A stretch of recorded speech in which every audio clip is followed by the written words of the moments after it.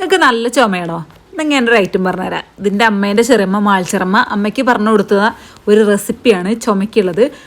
നമ്മൾ ആടലോടകത്തിൻ്റെ ഇല ഉണ്ടല്ലോ, അത് നന്നായിട്ട് ക്രിസ്പി ആവുന്നത് വരെ ഇങ്ങനെ ചൂടാക്കുക. ഇതിപ്പോൾ ഞങ്ങൾ ദോശക്കല്ല് ചൂടാക്കിയിട്ട് അതിൻ്റെ മുകളിൽ ആടലോടകം ഇട്ട് ഉണക്കാൻ വെച്ചതാണ്. ഇങ്ങനെ ചൂടാറുമ്പോൾ വീണ്ടും ചൂടാക്കി അങ്ങനെ ഇതുപോലെ നല്ല ക്രിസ്പി ആവുന്നത് വരെ ഈ ഇല ചൂടാക്കിക്കണം. അപ്പോൾ ആടലോടകം റെഡി ആയിട്ടുണ്ട്. ഇനി ഇതിലേക്ക് അരിമണി വറുത്തത് വേണം, അതുപോലെ ഒരച്ച് ശർക്കരയും വേണം. മധുരം കൂടുതൽ വേണമെങ്കിൽ 2 ആണി ആവാം ശർക്കര.